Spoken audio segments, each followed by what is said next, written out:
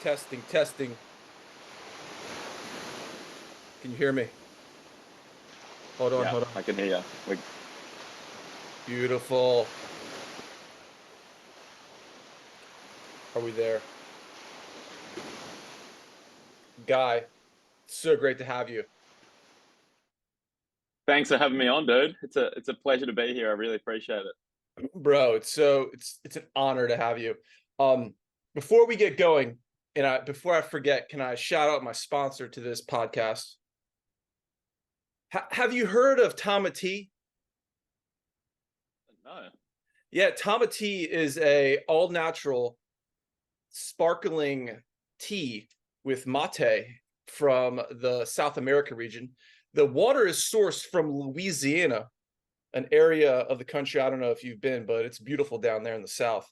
And the tea comes from India. So it's an amazing drink. And we do these podcasts super early in the morning, and a good mate really lifts you up.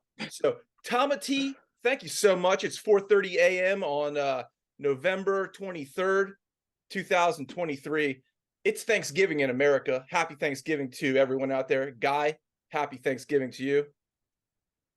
Happy Thanksgiving. I need to get Bro. one of them here. I've got a little peppermint tea, but that Thomas tea sounds pretty good. Oh, bro, it's sparkling. It's very, very refreshing on these early grateful mornings. But let's get going. Guy Williment. Yep, that's pretty Bro, good. Pretty good. bro. It is episode 25 of Speaking from Water. I have the honor and privilege to be speaking with Guy Williment, and he has the list of world travels this dude has been on is absolutely epic. And he just got back from America on a tour where people were just throwing him roses, giving him parades for the new movie Kamchatka that just came out with his boy Spencer Frost, who we had the pleasure of interviewing 2 weeks ago. So this is part two of that interview with his good mate. And Guy, it's a pleasure to have you. How are you today? What an intro. Thanks for that, mate. Really good. Going really good. It's 8:30 at night here, so I've had a big day, good day. But yeah, life's good. We got back from the States 2 days ago, me and my girlfriend, which was we had the most incredible trip. We had the Coast Film Festival down at Laguna Beach, just south of LA. It was my first time going to California, so it was really cool to check that out. We had an awesome time. They put us up at the ranch there, which was like 5-star accommodation. And then I flew to Florida and showed the film at the Florida Surf Film Fest, which was incredible. Probably one of my favorite film festivals I've been to. I think just such an epic surf community there, and so like welcoming. And yeah, it was really cool to meet the community and crew there. So, and then we went up to Yosemite actually for the week, and I was just blown away. Man, you've got some amazing places and people and landscapes in your country. So we had an absolute ball. It was amazing. Yeah, dude, I saw your images that you shot out there, just spectacular. I really encourage everyone to check out Guy's page. I mean, what was your favorite part of the Yosemite trip? Oh, I think just seeing like I'd never been there. I've dreamed of going there since I was a kid for many years. So to have the opportunity to go there was really special. I think coming around the corner just the first time and seeing the valley, seeing El Cap and Half Dome, it was just like I was literally speechless. Like me and my girlfriend in the car, and I talk a lot, and we came around that corner, and I just like stared. I think I said, "Oh my god," and then was just silent for the next few minutes. So yeah, it was just like in awe of nature. I think that's why a lot of that's why I started shooting, to be honest, because I love being out in nature, and that was definitely one of those like take me back moments to why I picked up a camera. Like you see a place like that or a landscape, and you just go, "Wow, like this is so beautiful." And I guess like yeah, naturally for me, it's been shooting those landscapes. So that was definitely a special moment seeing that for the first time. Yeah, your pics were just out of this world. What kind of water did you see there? Water, lots of waterfalls. Yeah, thankfully they were still flowing. think usually this time of year there's not much water coming down the valley, but I think they had a huge winter, a lot of snow last year, so there was quite a bit of water coming off the mountains, which is it's just spectacular. You know, you've got El Cap there, which is 1,000 meters of granite just from top to bottom, and then you've got these waterfalls coming down into this beautiful valley. And yeah, it was incredible. It was autumn time too, so all the leaves were orange. It was just, yeah, it was picturesque. I saw you scaling some cliff faces. How was that? Yeah, we did a few hikes. It was amazing. Yeah, I'm actually planning. My buddy Justin, who's a really good climber, he climbed El Cap a few years ago, and he told me is that you've got to go to the base of it where the climbers start up. So we went there on the first day. Met another climber called Justin actually, and we had a bunch of mutual friends, which was really cool. And then yeah, we're planning on heading back in April to do a few climbs around the park and tick a few epic routes off. So I'm excited to head back. I'm interested to know your perspective on the contrast between the East and the West Coast from your visit. Yeah, I didn't actually get to explore much of Florida, unfortunately. Um, yeah, I was there for pretty much 20, maybe 30 hours. The last night I didn't sleep. I got on a plane at 6 a.m. So I was show the film. Then we went to a local pub, which was really fun. And then I got to the airport at 4 a.m. in the morning and flew back to Cali. So it was pretty short, but I'd love to explore more. I was actually listening to a podcast about the Everglades yesterday in Florida, and I was just like, what a crazy place. Like, it was about the pythons and the gators and the deer and the bears. So I can't believe how much wildlife they've got over there. It's insane. Yeah, Um, Florida has a lot of contrasting elements to you guys with the alligators and just the rawness of the topography with the even the snakes, which are foreign to Florida, but are just taking over the place. On that note, what was your macro perspective on America? Because America is so similar to Australia, yet so different in so many ways. What were kind of like the glaring similarities and differences from your perspective? I think just like definitely the people I meet, it's like very much the same surf culture. Like it brings communities together, just our love for the ocean and surf. So I love being a part of that. The landscape's pretty different, I think. Like we don't have anything like the mountains that you guys do. So to see that, it's really cool because we don't get to experience that a lot. Surf wise, I didn't even get a surf in, unfortunately, because there wasn't much happening Florida side. We went and checked the waves one day, but it was like 1 foot and onshore, which I think what they're kind of used to that side, unfortunately. Um, but that was really cool. And I guess, yeah, like I was saying, the people, we met some amazing people. And like I mentioned before, I just felt so welcomed there. It's quite, it can be quite like intimidating when you're traveling solo and going to these film festivals. And, you know, even though you got a film playing, you don't know anyone there. So it's like, it can be a little bit daunting, but just got super welcome to their community, which was really cool and just felt super safe. And we went into a few of the local surf shops in town and they were just like the biggest frothers, and it was really cool to meet everyone. Well, you come as a walking legend. Your movie Kamchatka is out of this world, and we're gonna get to all that here in a little bit. But I want to kind of go back to the beginning with you. What got you in love with the ocean and the water, and what kind of where are you coming from? What are your roots? Yeah, so I grew up in a place called Avalon Beach, which is about an hour and a half north of Sydney. It's a really beautiful area. There's a lot of kind of big headlands, small beaches. We get really fun waves. So I was fortunate enough to grow up there about, you know, 30-second walk to the beach. Grew up in an apartment block like on the headland.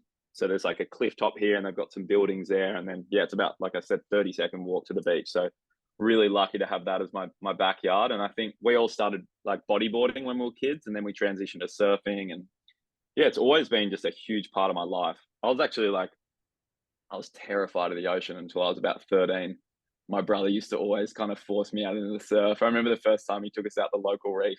I just started crying because I was so scared to be above the reef.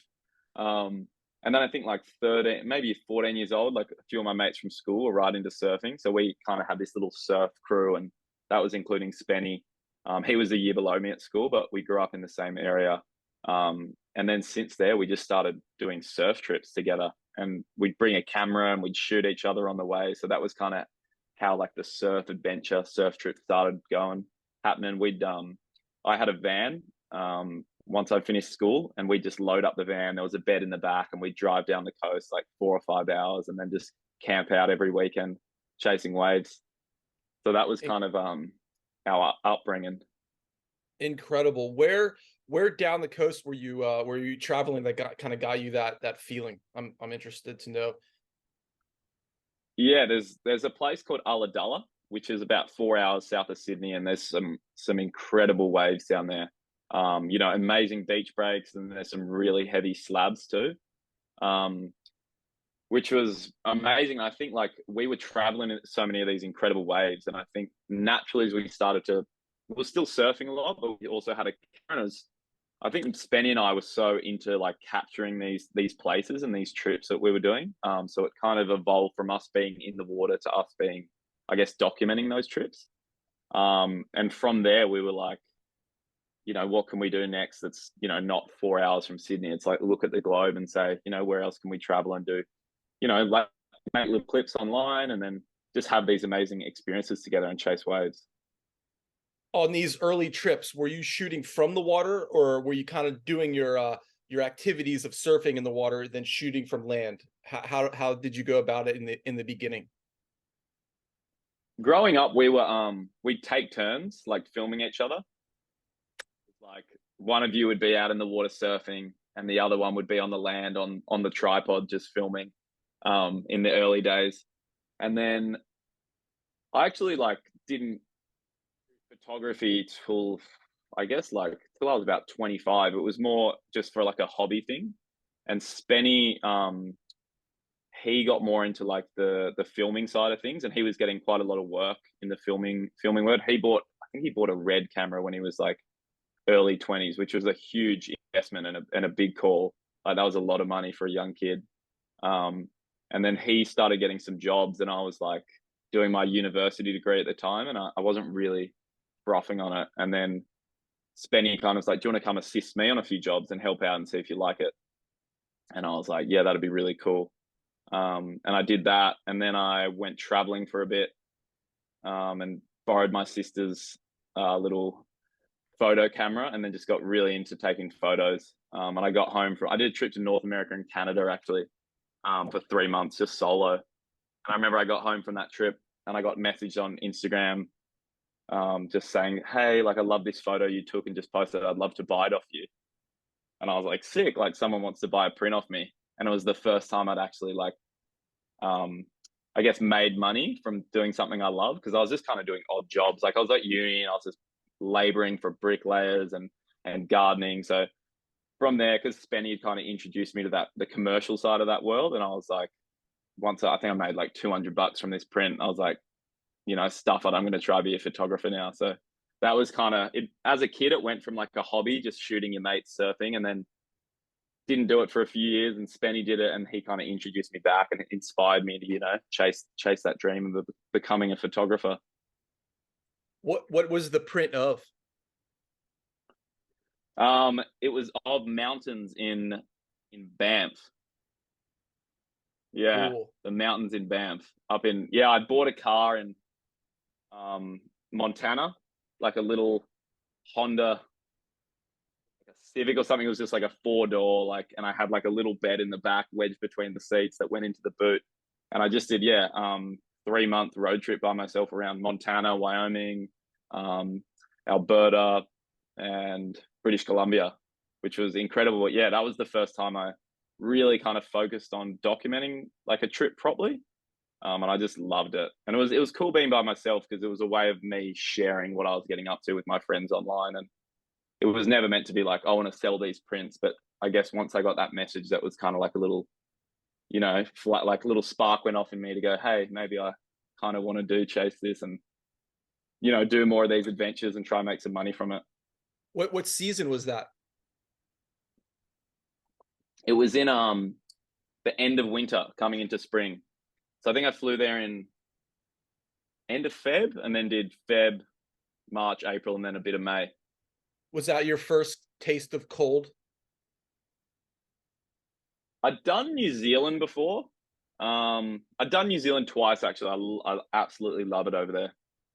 So I've done like a few shorter trips, like 2 week trips, actually chasing waves and hiking and going up into the mountains. So that was definitely like an early spark of, mixing surf and mountains.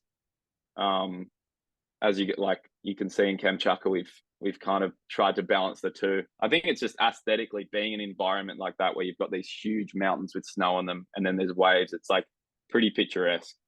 So New Zealand was like the early stages of that, and then I wasn't even surfing in Montana or in Canada when I did that trip. That was more just like a mountain world. But I think it's like two of my biggest, I guess, loves, the ocean and mountains. So those trips that we've been doing over the last few years have been like combining the two. And Spenny's the same. We both love snowboarding. We both love being in the mountains and snow. And then obviously growing up by the beach, we try to combine those two worlds. So you feel this this love of photography. You see the business route, and you and Spencer are now going to branch out of Australia and go to the tropics. Is that kind of where your next stop was? Yeah, I think we did. We've done Indo a bunch of times together. We've never made like a project in Indo. That's more been like fun trips. I think like definitely us growing up, like we got so like I think Chris Burkhardt and Ben Weiland were our two kind of early inspirations. Like seeing what they were doing, they were kind of going to these like far out places, like really cold environments, and trying to find waves that had never been surfed before. And I think when we were growing up looking at that, we were like, wow, like that's the dream, you know?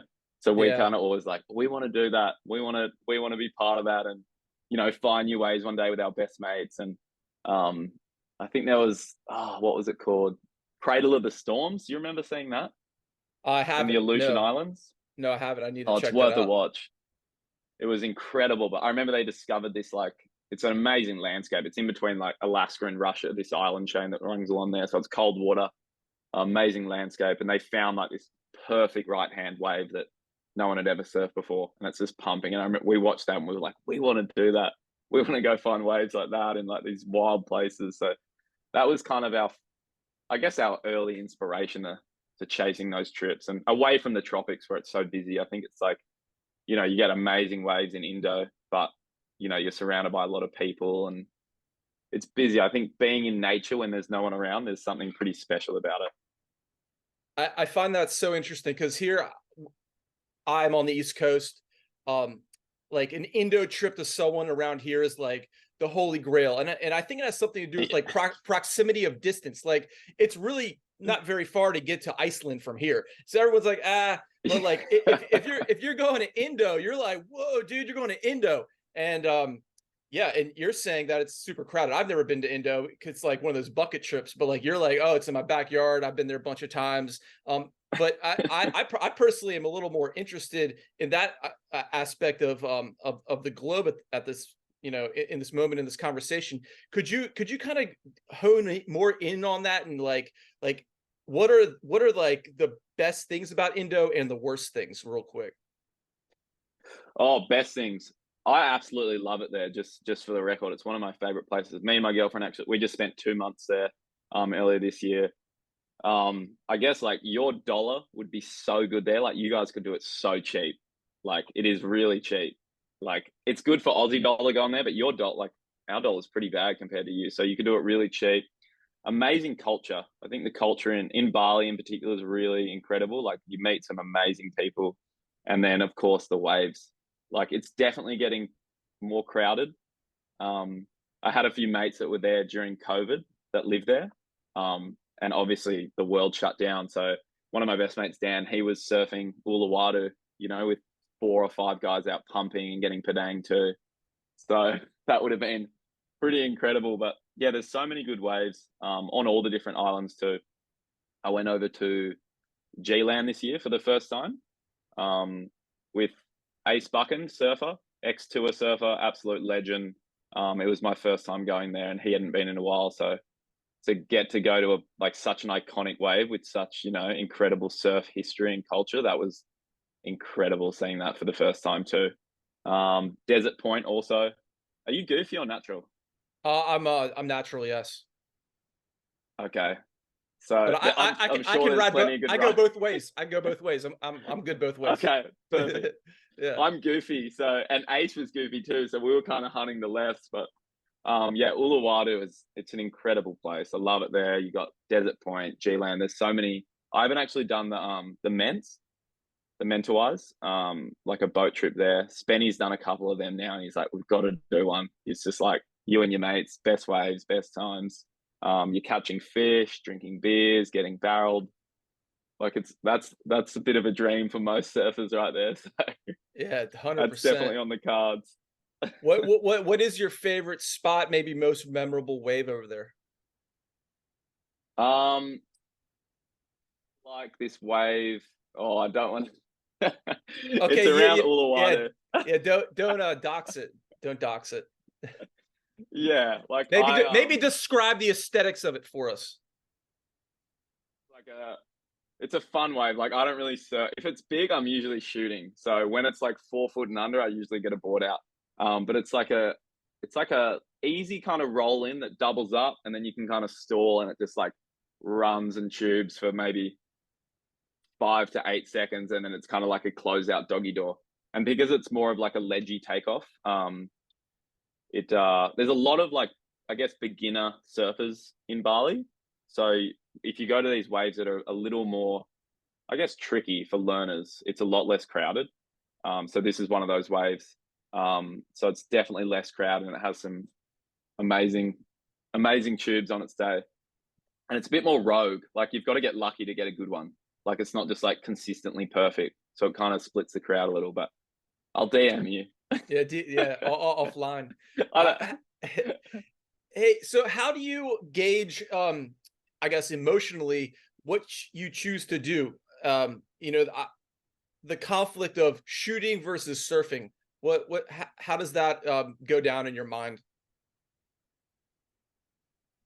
it really depends on my mood, to be honest. I love shooting just as much as I love surfing, if not more. Um, for me, it's like I love being out in the surf, whether I'm swimming or surfing. But I don't really enjoy shooting land that much, to be honest. For me, it's more being out in the water. So, like I just mentioned, I don't really surf big waves that much. So if it's below 4 foot and looks super fun, then I'll probably surf. If I'm with like a crew, like I generally shoot with Letty and Fraser a lot. They're kind of two guys from back home that you saw in the film. If they're like frothing a shoot and I'm frothing a shoot, then I'll take the camera out for sure, and we'll have a swim and try to get creative. If it's really nice light, I really like shooting and that stuff. Um, Depends too. Like I feel like over the last year, I actually got super burned out after the Kamchatka project, just creatively. I'm sure. I feel like every creative goes through that at some point in their career. They just get a bit burnt out, maybe shooting the same thing or spending a lot of time on the computer. And for me, it just kind of I lost that. I guess I lost that kind of passion of why I started shooting when I was younger. Um, so Bali this year was actually the first time I picked up a camera for myself, not for like a job or the project, in like maybe a year, and I just fell in love with shooting all over again, which was awesome because yeah, I did feel pretty burnt out after the Russia trip and then the post production for about 10 months. So it was really cool to get some love back for shooting and just being in nature and being in the waves. So yeah, the last few months have definitely been shooting more than I'm surfing. But I just bought one of those new Channel Islands G skates. Have you seen those boards? I have not. Tell me about it. It's it's like a super fun like I got like a 5'9". It's like a 2+1 kind of 20 setup. Um, it's kind of like I like foam. Foam's my friend. I'm not like a high performance guy. I'm more of a cruiser. But I just bought one of those new boards, and it's yeah, it's definitely ignited my froth to surf again. So it's been super fun. Sick, sick. I want to kind of go back to that rejuvenation process in your mind when you took the break and then you went back and rekindled your creative spirit. Did you find yourself looking at the water differently and kind of saying in your creative mind, "Oh, I've never seen that before. Let me go there." Tell me kind of maybe new things that you discovered. Oh, it's a great question. I actually did like massively. Like I was blown away by how my mind was working, I guess. Like I was seeing light differently and seeing different perspectives. Um, Yeah, it was hard to explain, but it's amazing that you could pick up. I'm sure you probably had the same maybe then. Yeah, But it absolutely. was Yeah. really, yeah, it was really cool actually. Looking back now, I haven't actually thought about that much, but I remember looking at some of the shots I was taking and I was like, oh, I haven't shot this kind of way before or edited colors this type of way before. And I think you know what it's like. You're shooting, and then a lot of the time you're spending on the computer. And then post production from that Russia trip, the Kamchatka project was like, yeah, it turned into like a 3 year project pretty much. And I think we were all pretty burnt out by the end. Um, like we made the book and the film, and we were obviously doing commercial jobs to make money during that post production process. But I don't think Spenny or I picked up a camera for ourselves to shoot anything just out of passion for close to a year. So yeah, going back to Bali was definitely me trying to be like, do I still love this? Do I still have the passion to shoot this? Is this what I want to do? And I 100% did. And it was, I think, yeah, biggest thing for me was like seeing details in waves and light. And I was using different lenses, shooting a bit tighter and a bit like higher on the wave. Like if we were shooting a slab, I was trying to like reach my arm up super high and have this like look down perspective. Where in the past I'd usually kind of just be sitting in the barrel. I think too that trip I wasn't shooting for any one or a brand in particular, so you can become a bit more creative. Like if you're on a 2 day shoot on a surf shoot, I generally feel like I want to tick some boxes and like know those safe shots where you're like, okay, I can get this particular image and I know they'll be happy with it. I'm not going to get super fruity and try go like full artsy. Whereas on that trip, I wasn't shooting for anyone or a brand. It was just for me, so it was like shooting the way I wanted to, which was amazing. I'm really like stoked I got to do that trip and take some time out from other stuff going on in life and just focus on recharging mentally and creatively. Now, what is a safe lens setup where you can check some boxes, and then what's more of like a artsy creative lens setup for you in the water? I'm interested to know the two different spectrums there. Yeah, so I guess like if I was on a commercial shoot, like a surf shoot, I'd be shooting land if it was like high performance surfing for a bit, just to tick off some boxes. Just because in the water, obviously, it's what it's like. It's pretty. It can be hard to get shots. Some days you're in flow, and you just like can't take a bad photo. The surfer's in front of you, the light's good, and then other days, you've got water droplets on your lens, the autofocus is wigged out. Just the list goes on with housing issues of what can go wrong. Um, but yeah, and then I guess I will usually go in the water with like a 24 to 70 on the shoot, just with like a zoom gear so I can zoom in and out. And that kind of covers most bases when you're shooting water. I think like if I was shooting arts, you'd be trying like some slow shutter stuff. It'd be like sitting, behind them looking into the wave rather than just kind of sitting at the end of the wave and them getting a turn or an air. That's like a safe shot that I'd usually go to. But yeah, and I guess it's like playing with light too. Like sometimes I really like shooting in morning light and sunset light just because it's, the golden hour. So I've been doing like putting some do you use candle wax on your port to for the Spit. spit? Yeah, other good trick. So I use wax, candle wax on the flat port, and then on the dome I use the spit. And then just like you can put a few little dots on if you're shooting into the sun, when you get those like crystal kind of gold flares, and then it's like, so I'll put like some dots of the candle wax on for the water to stick, and if you're shooting into the sun, that'll create those nice, like, I guess, I think they're like octagons kind of shaped of the light. So just playing around with that stuff. Sometimes it can go horribly wrong, when there's way too Yeah. much of them and you can't see the surfer. So I guess just like, yeah, if I'm feeling artsy and I feel like I've got enough for the client or whoever you're shooting for to be happy, then you can get a bit more creative and, try the slow shutter stuff. But yeah, sometimes it doesn't always pay off. So it's good to have like a few a few good to go before you get a bit fruity. Epic. Let's take it back to the history here. So you and Spencer are you have this Iceland idea, and you go to Iceland, and that really kicks off your all's a career.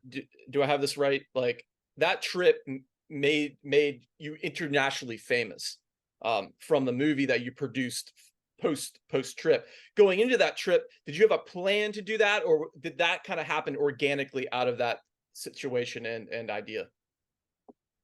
Yeah, I think it definitely, we had a plan, but I mean, I just started shooting, to be honest. Like, I'd maybe had a camera in my hand for a year and a half or 2 years. So I was like still learning a lot, like a lot. Spenny had been doing it for a bit longer. So we did a bit of planning, and we had like a book going into that trip, and we reached out to a lot of people that had been there before, just on where to go and what the conditions are like and where we want to be if the wind's a certain way and the tides. Um, I think like we were both like, it'd be cool to make a book and a movie from that, but it wasn't like we didn't have sponsors or anything. It was completely self-funded. It was definitely a passion project, and it was just like, let's see what we can get and have an epic time.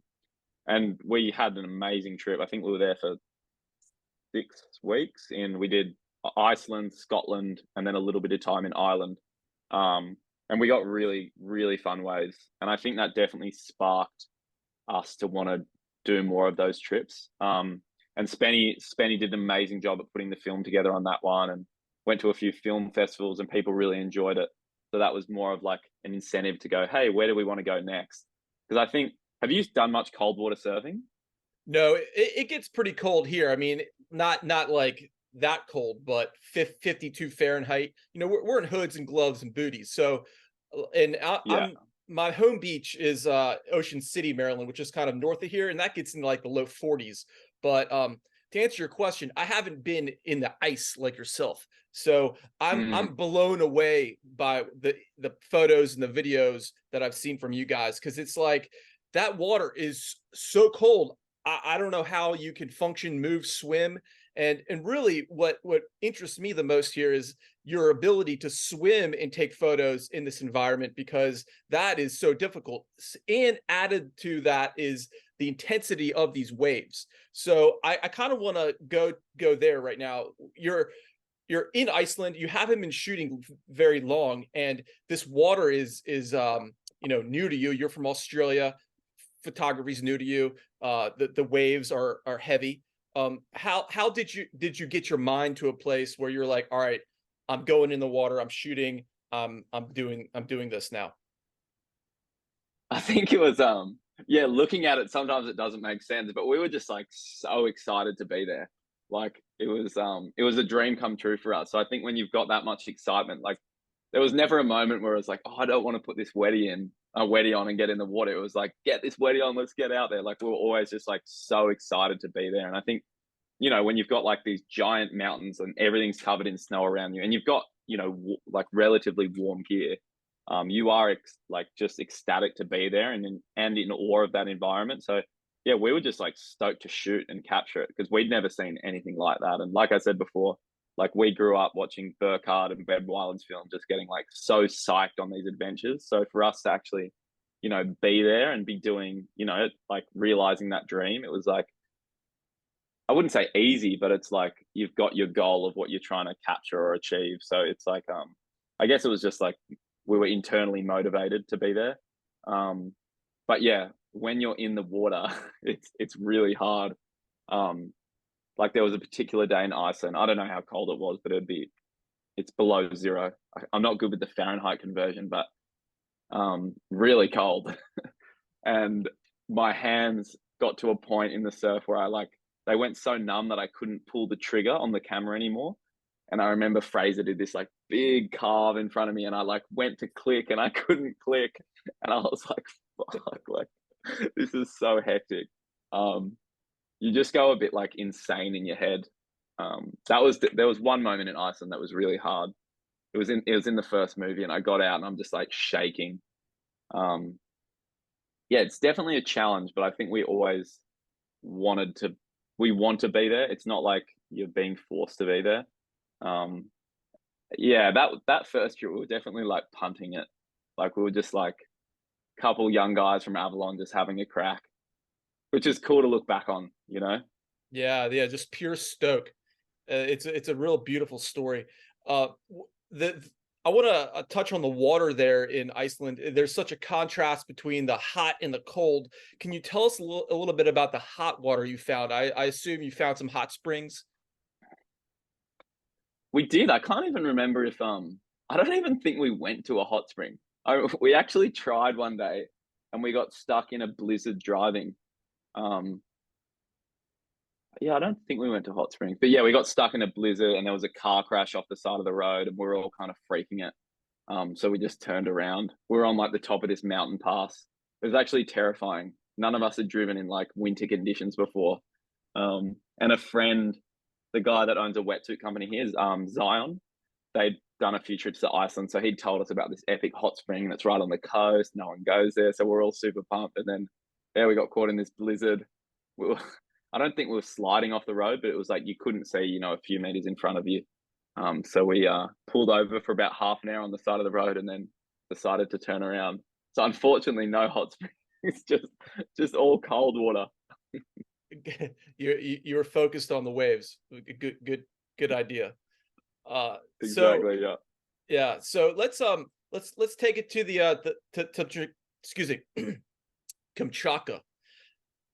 When did the Kamchatka concept come into your mind? Because like, I saw the cover to this to the movie, and I mean, my head exploded. The helicopter, the snow, and I'm expecting to see snowboards, but I see surfboards, and the whole thing was just like not computing, and which makes it just so beautiful. So how did you guys what was the seed that gave this situation birth? Yeah, I think it was like after the Iceland trip and after showing the film, we were all like pretty pumped on, where should we go next? And we'd looked at Alaska, Norway. We'd looked at Kamchatka before, but so Tom Curran and Ted went up in the late 90s, I think. And then Burkhard, Ben Weiland, Gadauskas, I think Malloy brothers, probably missing some people here, but they went up in, I think, 2009 or 10. And it looked like an amazing place, but they went in summer and the waves looked pretty small. Like it looked kind of like an amazing trip, but not like, wow, those waves are pumping. And then we were kind of looking on the map. It was when COVID happened, so we had all this time at home to kind of plan the next trip, and we were looking at the Earth and just being like, "Where's good? Where has possibilities?" And then we're actually watching Travis Rice's snowboard film, The Fourth Phase. Have you seen that? No, I have not. I need to.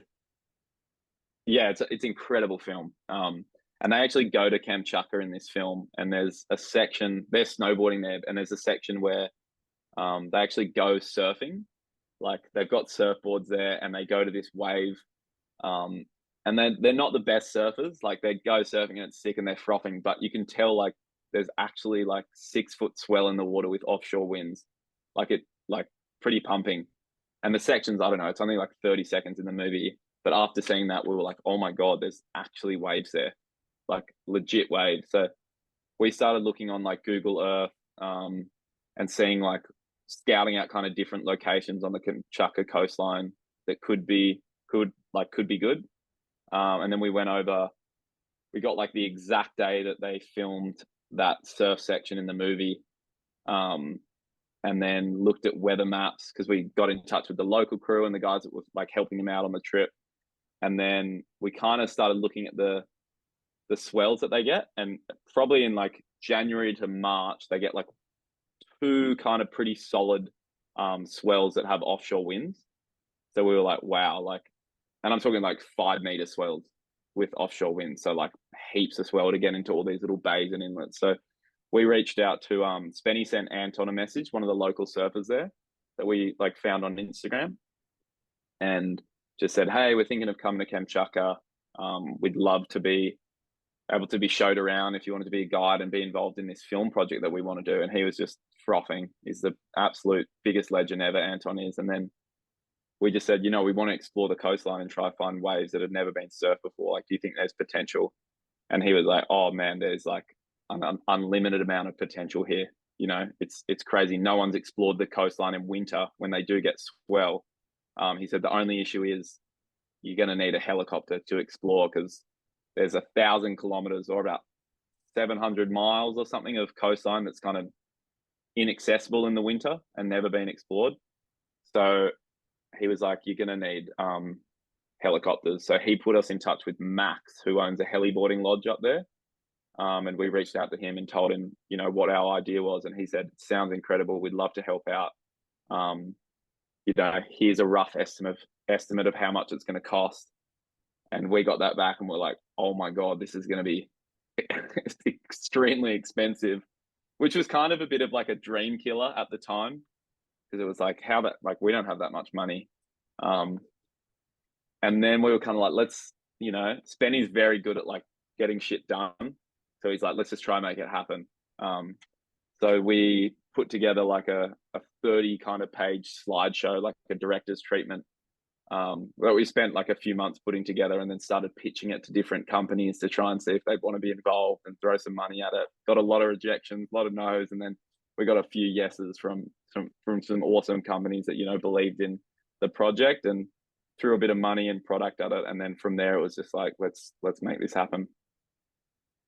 Kids listening, these guys are the true artist entrepreneurs, because like you just said it, you're not millionaires, you're not self-funding this trip. You have a dream, you put together the package, and then you went out and you sold that package to the brands that had the money. And it reminds me of what tech entrepreneurs do in Silicon Valley, only like way cooler. And it's such an inspirational story. And because none of this would have happened if you guys didn't get the funding. Because I mean, it costs you hundreds of thousands of dollars, I assume, to make all that happen.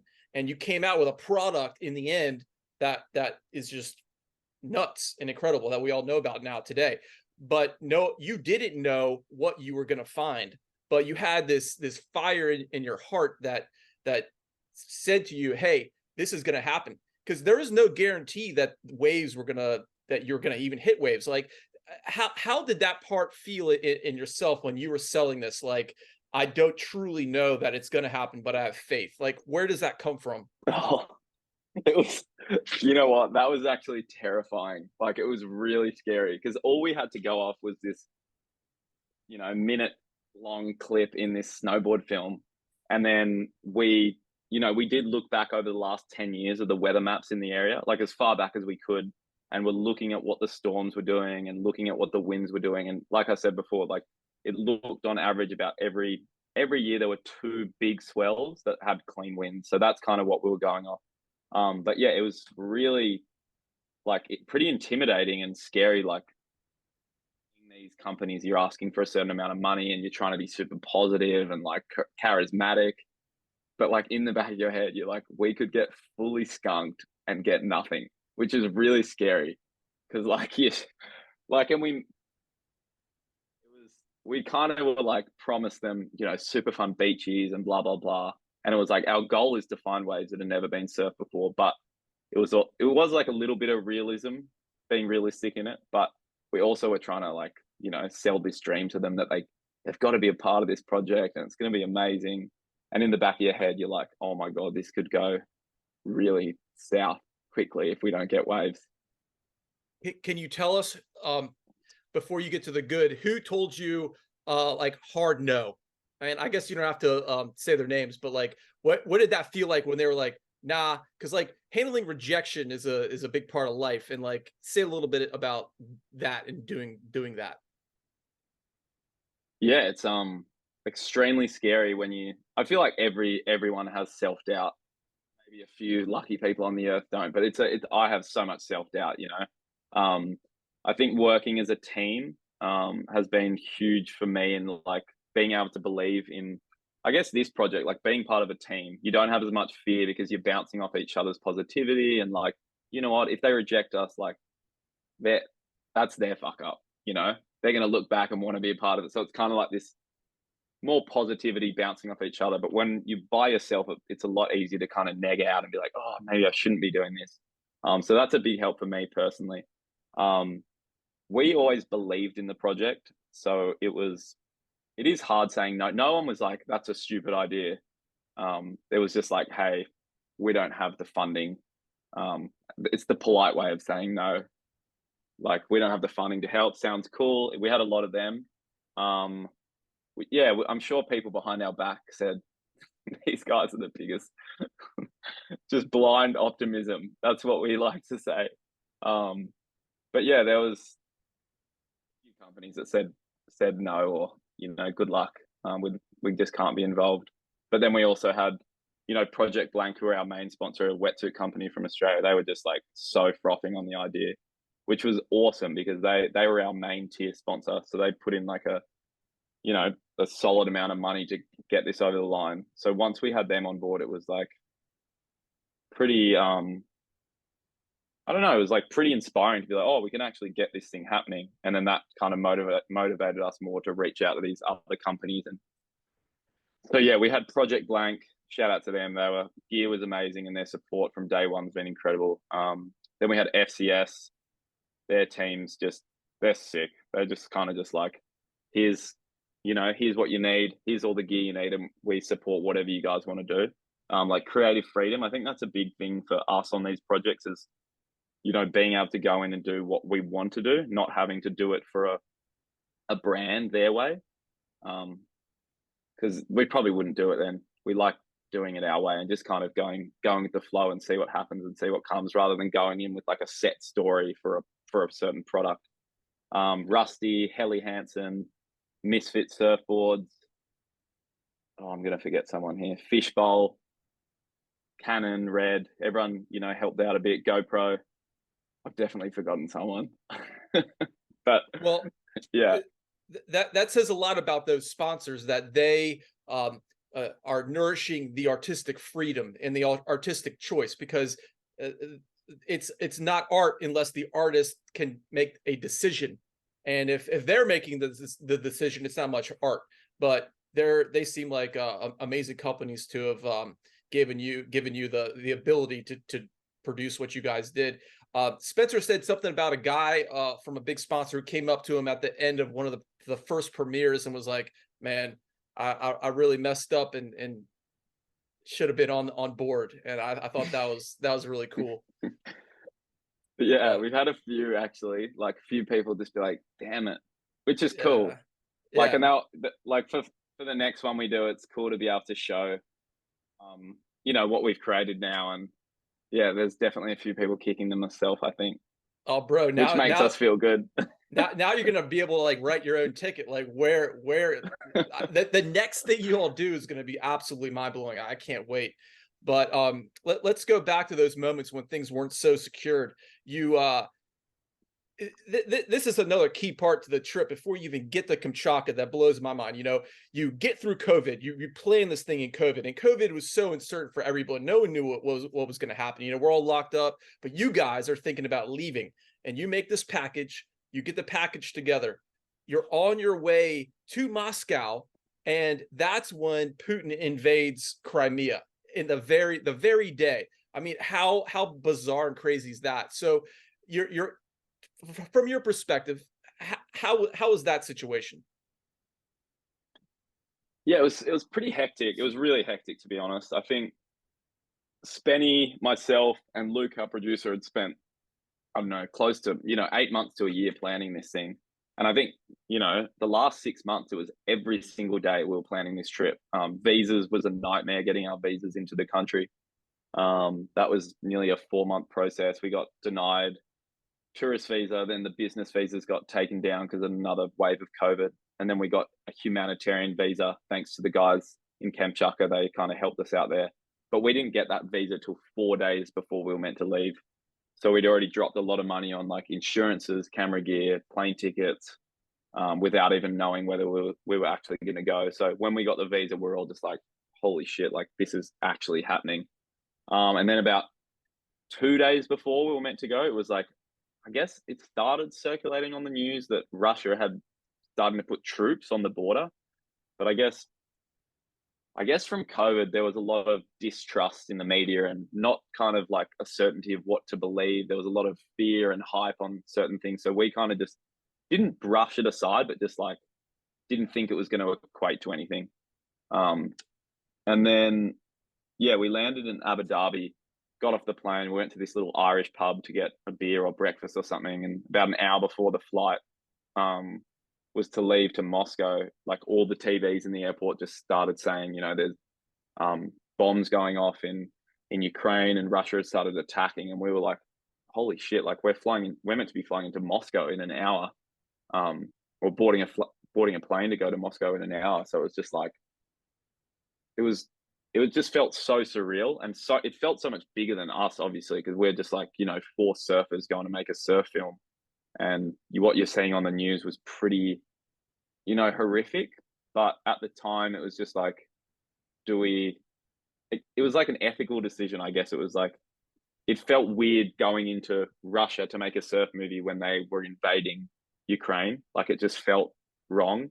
Looking back, it was like we didn't realize the severity of it all at the time. And we decided as a group, and we spoke to our families, and Luke, our producer back in Sydney, and then got in touch with the team in Kamchatka and just said, what do you guys think we should do? Most people said, I'm sure it'll be fine, push on. A few of our parents thought that was like the worst idea ever, and it was come home now, this is stupid.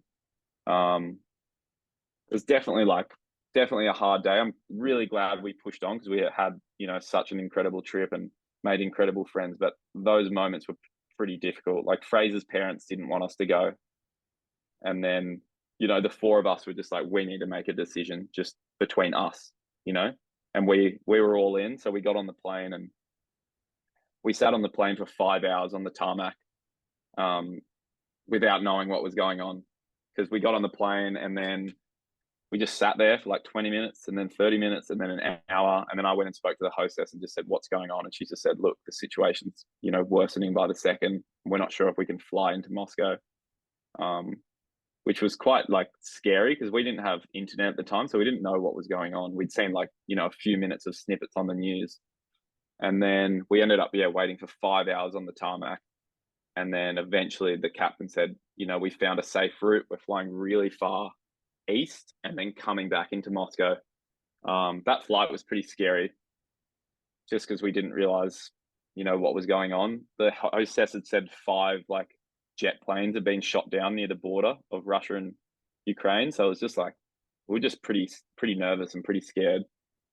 And then we got told once we landed, dude, that we actually had 2 Russian jets escort us over the border, like they were under our commercial plane coming in, which was like, pretty wild that that's happening. I think we were one of the last flights into Moscow during that time. So thankfully we got off that plane, we got to Kamchatka, slept in Moscow the night, and then got on a plane to Kamchatka the next day. And then once we were there, we felt pretty safe. Like, you're very far away from that situation that was happening. It was about a 10-hour domestic flight. So we were far away from it all. But yeah, it was definitely a really hectic 2 days of travel. And just like, yeah, I guess the decision whether you go or not was definitely like heavy on us all.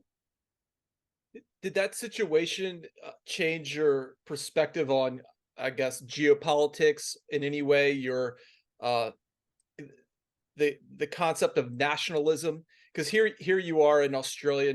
Australia has, as a nation, its own democratic values, but you're in now Russia, and Russia, of course, has its history of not democratic values. But you're with people, and people are people wherever you go. We all have the same wants and desires. How do you kind of what are your now contemporary thoughts on that? Yeah, I think it's difficult. I don't want to speak on. I don't want to get too political, but I'll say, like, the people we met in Russia they were just like you and me. The guys we were hanging with, Anton, his mates, Max, they loved snowboarding, they loved surfing.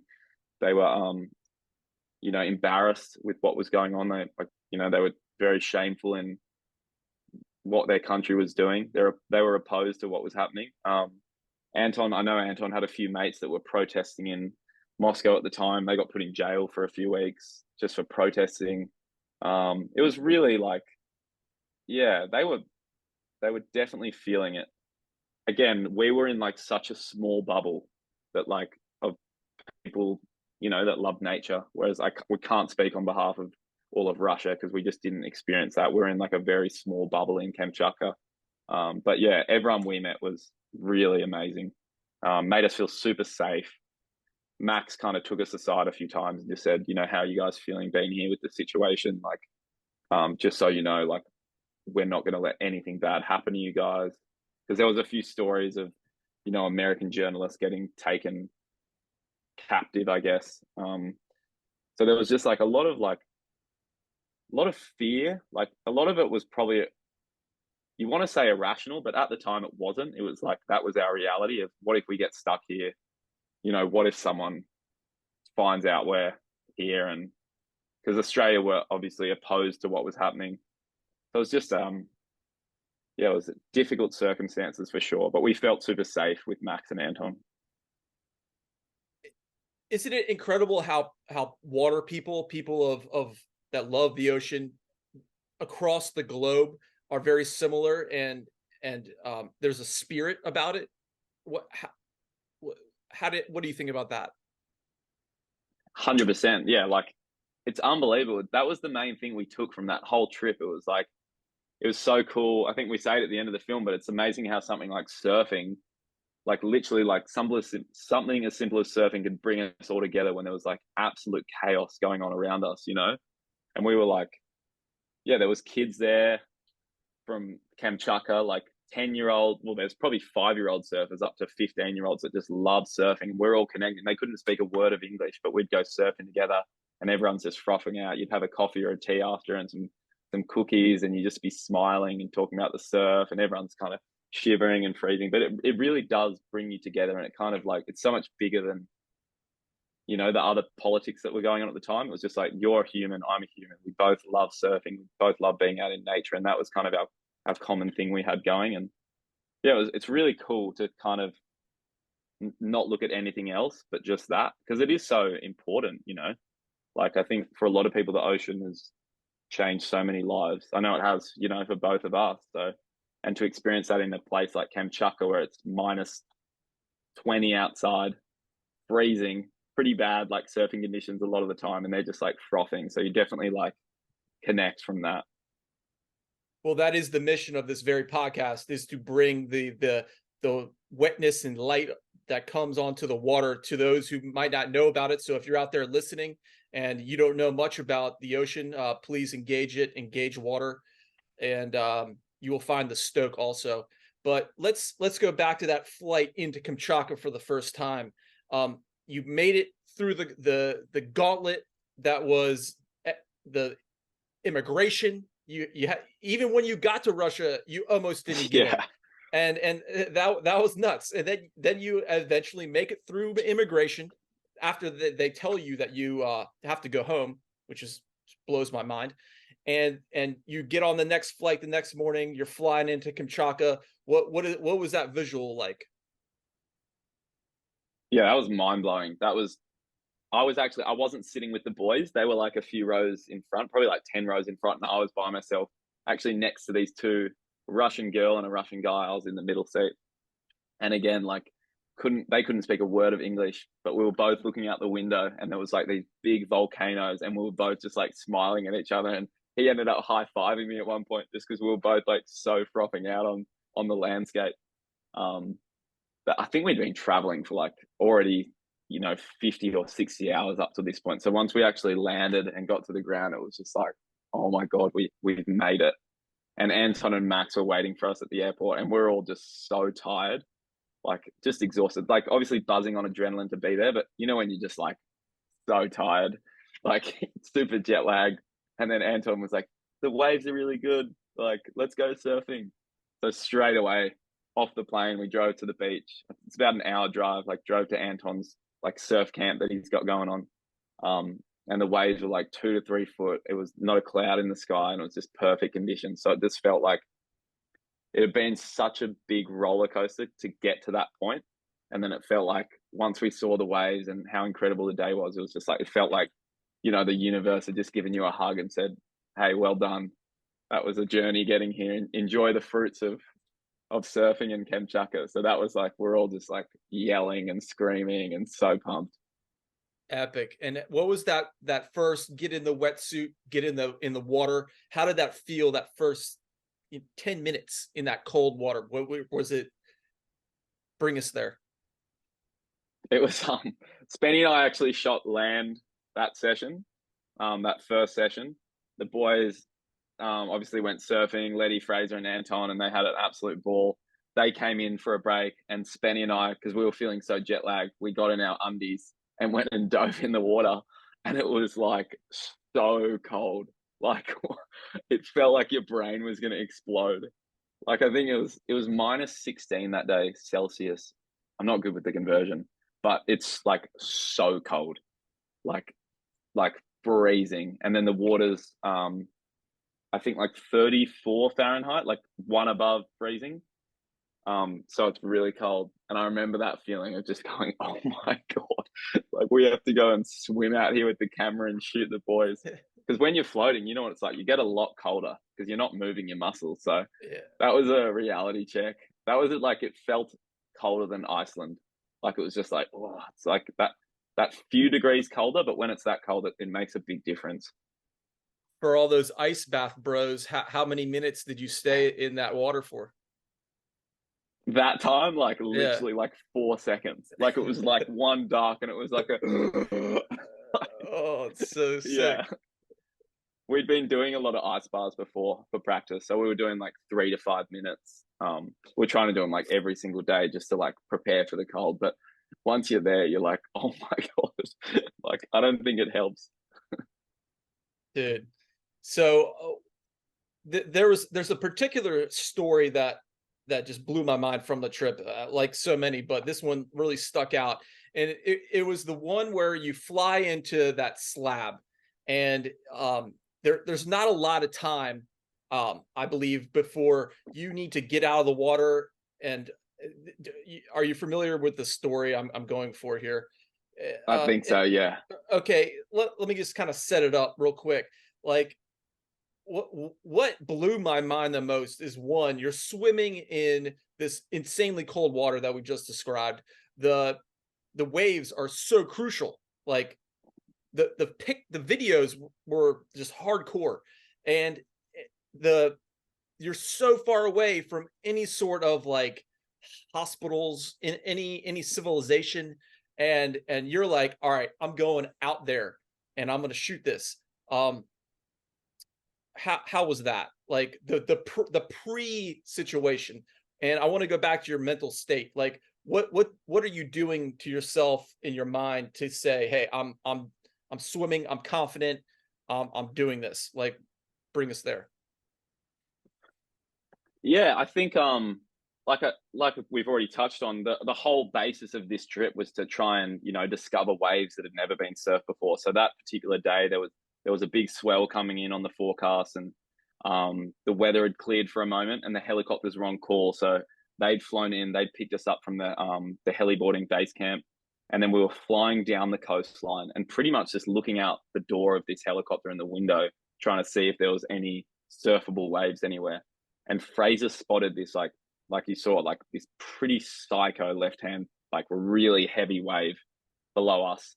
And we're all like, oh my God, it's spitting. Like we actually have discovered a wave here. So we're all like pretty hyped and jacked on adrenaline. And we landed the helicopter on the beach. We all got out. We got the drone up, flew it out. It was about, it was nearly a mile out to sea. So it was far, like really far. And it looked pretty pumping, like big and really heavy, but like pretty pumping, like way better than anything we could have expected to find in Far East, Russia, Kamchatka. So we're all like, oh my God, we need to give this a crack.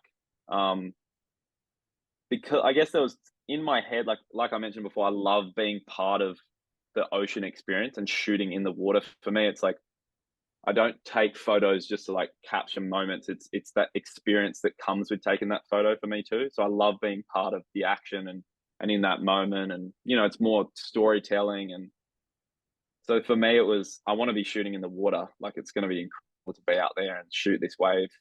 I guess the difficult thing there is the swim out there, like how far it is, how cold it is, and how long can you actually swim in that water? Like, are you even going to make it out the back before you freeze? So Anton, who was with us, he had his 10-foot longboard in the helicopter, and he was like, "Why don't you take that out and then shoot off the channel?" So I was like, "That's a good idea." I put my 70 to 200 lens in, so I could, sit quite wide.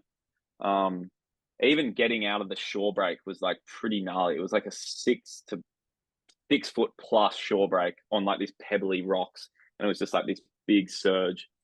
So Anton and I went out together, and Fraser and Letty were a bit ahead of us, but it took us like a good 10 to 15 minutes even to get past the shore break, just because I had a 10-foot log. I've got the big water housing. Anton was trying to help me. Eventually we made it through that. It was probably a 25-minute paddle out. Like, it was really far out to sea. And that at that point I was like, oh, I'm so glad I've got the longboard, because this would be like a pretty hard swim. Made it out the back straight away. Fraser had got this pretty crazy one, like the first wave ever caught at this place, and he's dropped into like a 6-foot slab and just got like spat out into the channel. So we're all just like screaming and hooting and hollering and just going. It just felt surreal, to be honest. Like, you've got these huge snowy mountains, and just knowing that no one's ever surfed here before, it was a really cool feeling. And then I guess Letty got another wave, and then probably, I don't know, 20 minutes through or something, this huge set kind of started peaking up. Like, it was, easy 10 foot. And the first one, you see it in the movie, it's the first wave in that section, and it's just like this heavy slab, and it's massive, and there's so much water drawing off the reef. And you see at the end, only at like for like a split second in that clip, you just see me on the longboard with the camera like paddling in the corner. And I think it was the wave after that closed out kind of the bay and where I thought was a safe spot to be shooting, and it landed right in front of me. And I just got smoked. And when the water's that cold, like, for all you guys that are ice bath, like, it's like getting dunked in an ice bath and then having like no escape. Like, and you're nearly a mile out to sea with a 10-foot log attached to your leg and trying not to lose your housing. So I got swept in, a few hundred meters, and there was like this kind of rocky outcrop, because the headland was kind of like that. There was rocks here, and then the wave was further out here. So I got swept into these rocks, and just like your breath gets taken away every time a wave hit you, because it's so cold. And at one point my leggy got wrapped around like a boulder underwater, and I couldn't get off that. I wasn't underwater, but I couldn't move. And because your mitts, you got 7mm mitts on, I couldn't get my mitt through the Velcro on my leash, my leggy, to rip it off. And just with the pressure of the board, so I was like pretty panicking, and my body was just kind of already starting to shut down, just because you're so cold and exhausted, and just like, I was scared too. I was really scared. And then eventually I got kind of swept out into this next channel, probably been like, a good 15 or 20 minutes going through this like rocky outcrop, getting smoked, getting washed onto the rocks, try not to lose my camera. I don't actually know what happened, but my leash had come off my camera. So if I dropped that, it was gone. So I was trying really hard just to hold it, and I couldn't get rid of this freaking longboard, which was just such a pain. And eventually made it back into the channel, and I was just trying to take some, deep breaths, just to trying to calm myself down. Because for all you guys that shoot in the water, I'm sure we've all had those moments where you've kind of, you've got to stay calm, like you've got a huge set on the head. And yeah, I've done a lot of breath work and stuff like that to be ready for those moments, but I was kind of getting beyond that. It was like, I don't know if I'm in a safe spot anymore. So I paddled back out to the guys, and I was just exhausted. I was so cooked at this point. And then Letty and Fraser were probably like 10 meters away from me, and they were like, "Are you okay? Like, what the fuck just happened?" And I kind of just gave a thumbs up, because I didn't want to make a scene or like a big deal about like that I was struggling, but I was like, I'm okay. I'll be right. And then another part of the story, there was a storm coming in later that day. So the pilots had said before we went out, as soon as you see the flare go off, you need to come in, because that means we've got to go, because the weather, because the helis can't fly in obviously any bad weather. So we saw the flare go off, like literally like as I made it out to the boys, and I was so tired. And the water, it was getting low tide, so there's this huge current like dragging us back out to sea. So we started paddling, and I I just like couldn't beat this current. I was trying to balance like, the 7200, the camera housing on front of the longboard, and I was paddling, and because our weddies were so sealed, I had like a lot of water coming in and flush me during the wipeout. And I had like water stuck in my arms and in my legs and in my booty. So every paddle was just like so exhausting. And I was like, I think I was crying at this point already. Leonard and Fraser already like 100 or 200 meters ahead of me. And I was like, I don't think I can get in right now. Like my body was just shutting down. I was getting super dizzy and exhausted, and I was cramping. And then Letty's like, "What are you fucking doing?" Like yelling at me because he didn't know I was struggling so much. And then he paddled back out and he's like, "What are you doing, dude?" And then you could just see like tears coming down. He's like, "Oh shit, are you all right?" He gave me a hug. He's like, "I've got you, I've got you." And then he like, I don't know how long it took, but eventually we made it to the shore. And that's when you see in the film, like Spenny's got the camera, and I just like had a, breakdown. I was just like so relieved to be in, but also just like so rattled about what had just happened. Like it was definitely the gnarliest like ocean experience I've ever had. Like where it was like, I don't know if this is going to be okay. And just knowing you're like so far from help there. Like a lot of the other times when I'm shooting big waves, there's usually jet skis in the lineup, and you're with a team, and, people are generally looking after the photographers if it's like really heavy waves. Whereas there, it just felt so isolated and cold, and there was no like way out, I guess. So yeah, that was a really hectic experience. And even looking back, I'm like, oh, it could have been a lot worse, but it was very gnarly day. Guy, that's the most gnarly story I've ever heard or could absolutely imagine. Like, out of this world. And I can't believe that you were able to save your water housing and the surfboard.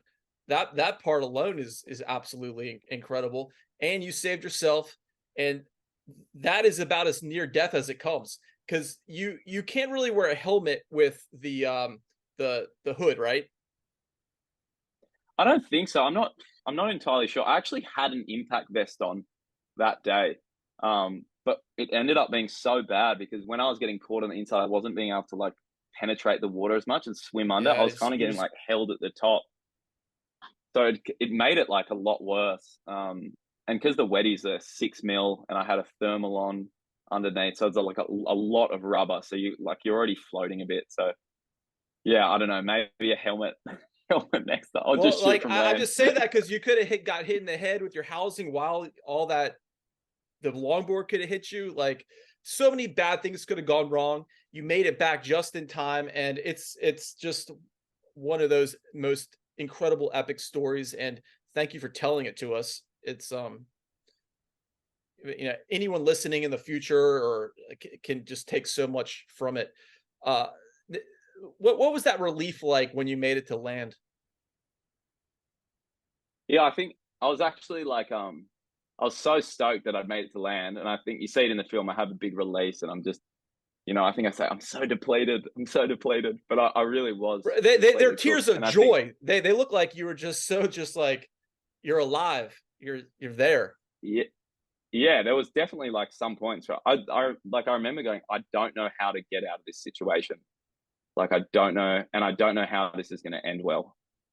Thankfully it did, and it was fine. That night, I remember I couldn't sleep because I was obviously pretty jacked on adrenaline, but I was also like so upset with myself that I'd missed this opportunity to shoot this wave. Like that was what was haunting me that night, not the near death. It was like you blew this opportunity, and I like couldn't sleep for like 3 days because and Spenny had done such a good job shooting land. He got like these craziest clips, and I think it was like part of my ego just going, oh you. I remember going like, oh Burkhardt or like Jimmy Chin or like all these guys that look up, they wouldn't have fucked that up, And I was just like being so hard on myself. Um, and looking back, I'm so glad like it happened because I've learned so much from that particular experience, like from life perspective and also just like a shooting perspective. Um, and like going back to that wave, we didn't get it again as quite as good, but definitely like just learning. And I think that's what I took from this trip. I'm still learning so much. Like we're all anyone shooting water. I'm sure you've had it. Some days like just isn't your day. And that particular day wasn't my day. So it was just like I think accepting that. And I was just so bummed. I was like, I know the shots we could have got that day from water. Like it was pretty unbelievable wave. And just knowing like when I was getting smoked on the inside, the boys are getting like pulling into some pretty wild tubes. So that was like just as heartbreaking as like, well, as anything for me, because the whole trip was, let's get these epic shots of waves that had never been surfed. And then coming away from that, I was just so bummed with myself. So you then go back to the same situation and shoot water again. Is that's how that happened, right? Because the final part of the trip is like, oh, we're going back there. We're gonna try to relive that situation because you have this fire in you that you want to take these shots, and you go back there. How is it going back to the scene of the crime? Like, what were you just like, oh, I'm on this. I'm doing this. And did you shoot from the board again? Yeah, so we had two trips there from that. The next one we actually brought a rubber ducky so we could take a boat out from the beach. So we put that in the helicopter, which was a massive help because it was a big swim. The final time, so we shot off the boat that day, Spenny and I, and then the final time we didn't have the boat and I swam out and it was so big this day and it was windy and scary. But yeah, that was kind of my like, I don't want to say redemption because we didn't get like the shot we were chasing, but it was so nice just being out there. And there was a like when the wind swung in the other and it went clean for like 20 minutes and it was some of the most like crazy beautiful waves I've ever seen, like full, couldn't paddle into them, there was no way the boys could get in, but it was just like these double up slabs that were like hitting backwash and just throwing. And I was pretty close to the action, so that was really cool. And definitely like I had to change lens. I had my 50 mil on so I could get a bit closer. So it was just like, oh wow, this is special to be out here, but still like extremely scary. But just like knowing not where to sit, where was safe, where wasn't. But yeah, it's definitely like I think leaving we were like, we were so close to like scoring that wave. We did score it, but it was like I don't think anyone got like the one that we were after. Were you able to name that spot since you were the first people to surf it? And if so, what did you name it? Yeah, we called it Chibaraski, which was like it's like a animated kids like TV show. There's a bear called the Chibaraska bear. And Fraser's surfboards had a lot of these different Russian kind of pictures and drawings and animations on them, on the boards. And when we got to Kamchatka, Anton saw one of Fraser's boards and was like, "What the hell? You've got the Chibaraska bear." Like I don't know what animations you guys have growing up, but it'd be like a famous kids toy. So they were all like so pumped that he had this picture of this bear on his board. And they called us the Chibaraski gang, like the four of us. So when we named that wave the Chibaraska. So I think Anton's been back since to try and surf it, and the name stuck. Has he found it in a better condition? It since he's there, has he seen this thing do what you guys wanted it to do? No, I think when he went back, it was pretty rogue. You need like perfect conditions, like yeah. Hopefully someone scores it one day because it could on its day it'd be perfect. It really would. It's an incredible wave. How many situations as far as the coastline do you foresee or might also be like that, or is that kind of like the one gem based on the headlands and the rocks and stuff, or do you see a lot of potential with other spots, because you did a lot of flying on that coast? We actually didn't do that much flying, to be honest. Like it's I'd say 700 miles of coastline that's never been explored. So there is like so much untouched land and ocean. Like it's insane. So I don't even think we scratched the surface, to be honest. I reckon there would be so many incredible waves there. It's just accessibility is your biggest thing because yeah, you need a helicopter. Even if you've got like a snowmobile or like quad bike or full drive, a lot of the land is military owned. So you can't actually access the land and get to the coastline. So it's expensive to find waves there, but there'd definitely be world-class waves, 100%, all up and down that coastline. It's just being there on the right day and being lucky. Well, as you guys are like Columbus discovering America, do you would you report back to the common folk? surfer community here across the world and say, hey, uh, give my boys up there a call and try it out? Is this something that you would recommend to those who might want to try what you did? 100%. We said that. We were like, if someone wants to go here, we'll tell them where it is, buy them beers if they score it, yeah, go for it. Like, we've been so inspired by the people that have come before us to do these missions. So if we can inspire, a group of surfers or cinematographers, photographers, we'd be stoked to show you guys where the wave is and help you out on your journeys. That's so nice of you. What a spirit. What is the you're going into a new year. What are your personal goals with your art? That's a great question. I think yeah, I just want to keep exploring, to be honest. Like, I really, really enjoyed being in Yosemite. Like I mentioned before, me and my mate Justin, we're going to go and do some rock climbing, try get some pretty big walls done. I love being in the mountains. I love being in the ocean. So it's a mix of, for me, it's like if I can do a mountaineering, rock climbing, and surf stuff, that's kind of where I want to be. I do a bit of work with a climbing company who do like mountaineering stuff. So might have a few trips with them in the works. And then just being at home in Avalon where I live, it's pretty beautiful here. So just enjoying that while I'm home. But yeah, I'd say I'll be back in the States in April to do some rock climbing. I'll be in Indo again next year. Hopefully see you there, mate. Let's go. And then Let's do it. yeah, let's do it. We'll get a boys boat trip in Mentawais. Bro, I'm putting it on my bucket list for 2024 Do it. for sure. Yeah. Yeah, that'd be awesome. What are the far-flung regions of the world that you kind of have your eye on? Maybe a couple. Are they all cold, or are you looking at more? Is there anything in South America, Africa? What are you? Maybe even in the Mediterranean. What are you kind of looking at? Yeah, I think for us, we love the cold. We love those. Like I said, like we love the mountains. We love snow. We love that kind of environment. So I think we're definitely drawn to that kind of space. Um, and not many people have explored those areas. There's only a handful of groups that go and do these cold water trips. So there's definitely more to explore in those places. Unfortunately, like a lot of Indo has been explored by the people before us in the early or the 70s, 60s, 80s, 90s, all those years where they just discovered, the most perfect waves that you can wear board shorts in. We're kind of doing the opposite, least perfect in really cold waves. But that's what gets us excited. We love planning and doing these trips. So we've definitely got some stuff in the works. We all needed a little bit of time off after this project. Spenny's in Indo right now, getting a fix of some warm water. Like I said, me and my girlfriend Emily did a trip in Bali for 2 months just to thaw out. But yeah, we definitely got some stuff in the works. I think halfway through next year, we'll start kind of really, really putting our foot down on the pedal and planning it and trying to get a trip done by the end of next year to somewhere cold again.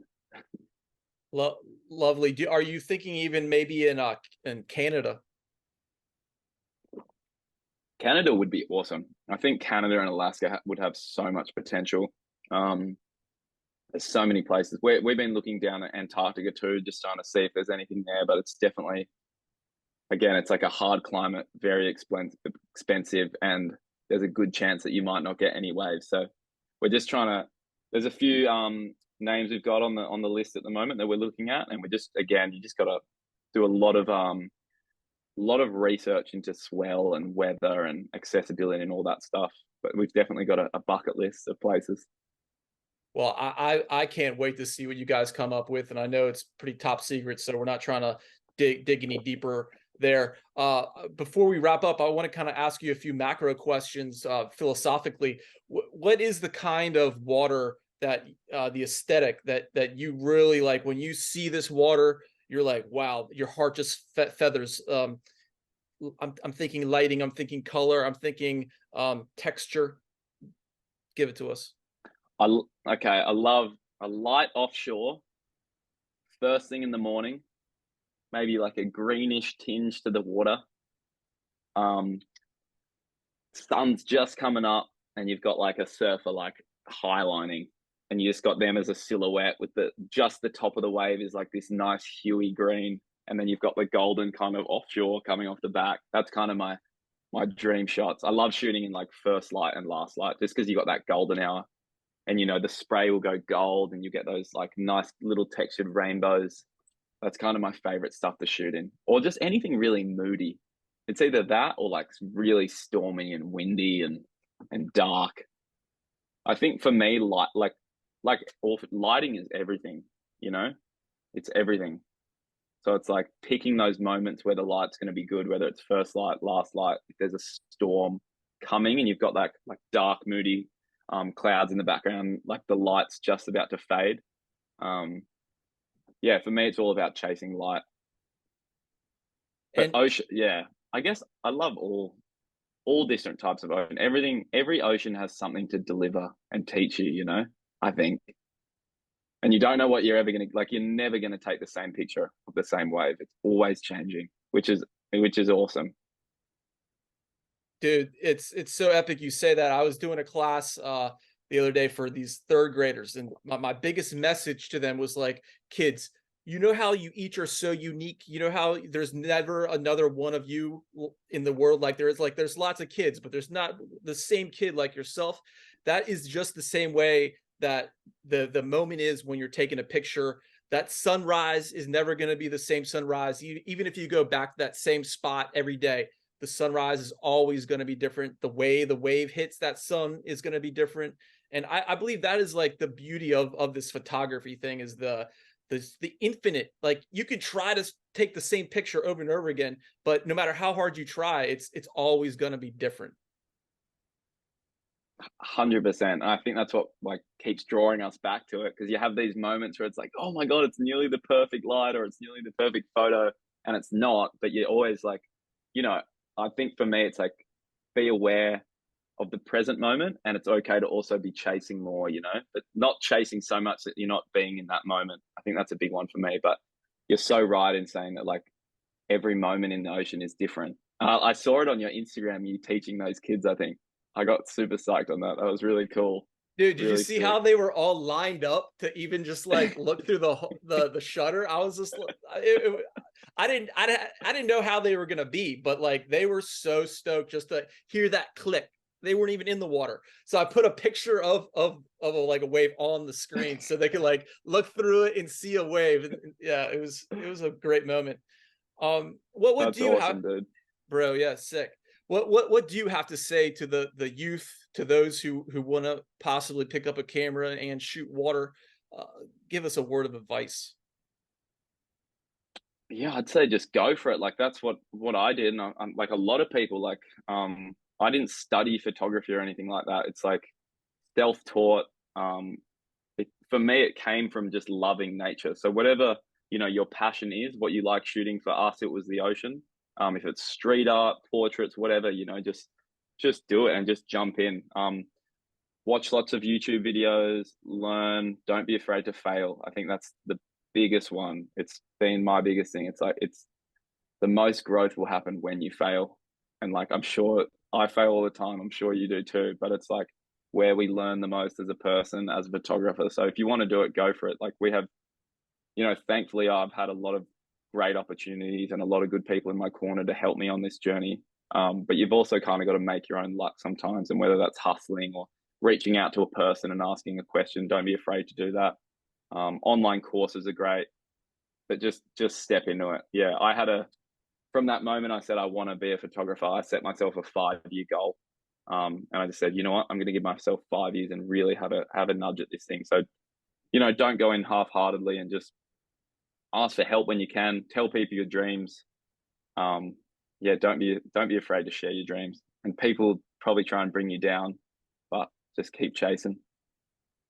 And I'm sure just as many people will try to bring you up. And I know Hmm. you've brought me up this podcast, and I'm sure going into the future you're going to bring infinite amounts of people up. Last question: what is your what is the meaning of life from Guy's perspective? Oh, far out. That's a big one. Um, the meaning of life. I don't want to say like happiness because I don't think it's entirely true, but I think maybe purpose, like finding your purpose, um, is a really big one. And just, yeah, I think finding your purpose, what you love doing, who you love being around. For me and you, it's capturing, moments in nature, and that's what inspires me.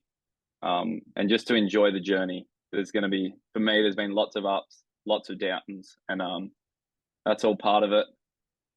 That's a hard question, isn't it? Far out.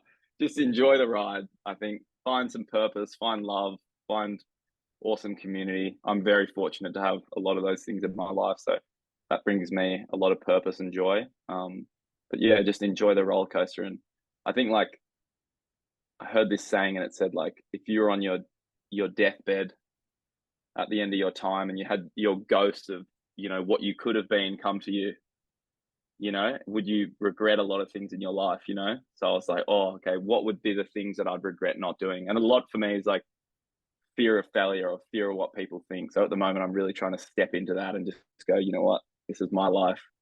Be the hero in your own journey. So that's all I got. Guy, I got goosebumps, man. Like, I that what you just laid out is what fuels myself, and I'm sure a lot of people listening is just put yourself in the future. You want to say to yourself at that end moment, because we're all gonna meet the end.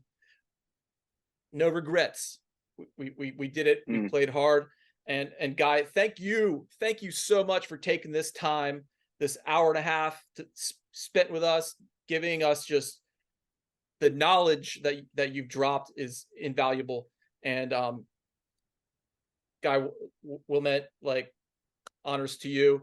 I cannot wait to see what you do in the future. I cannot wait to have you back on this podcast in the future to tell us what you've done. This has been episode 25, Speaking from Water. I am Sean Rutke. Guy Williment, thank you so much. Thank you, Sean. That was I really enjoyed meeting you for the first time properly, and keep doing what you're doing. It's so cool to see online and how much you're inspiring people. And yeah, I can't wait to chat again and keep doing your thing, brother. But yeah, it's been awesome chatting. Yeah, dude. Next time you're on the East Coast, come visit us in Wrightsville Beach, North Carolina, and we'll make you some shrimp and grits. We'll show you our beach breaks, and Sounds awesome. We'll get it done. But yeah, and respect, bro. We'll try organize an Indo trip at some point in the future. I'd be honored to share that time with you. Thanks for having me. Thank you for having us, and we'll check you later. Hey, guys! Happy Thanksgiving. Give thanks. Oh, Guy, are you still there? Yeah, I'm here. Last thing. Do you celebrate Thanksgiving in Australia? My kids asked me that, and I was like, I don't think they do. I think that's more of an American holiday. But is there something in Australia like Thanksgiving? We don't have Thanksgiving, which is a bummer because when Emily and I were there last week, everyone was just so excited to be going to Thanksgiving. So we're like, we need to get something going at home. We were saying we'll just create our own little Thanksgiving. So, but yeah, no, well, we don't have it, to answer the question.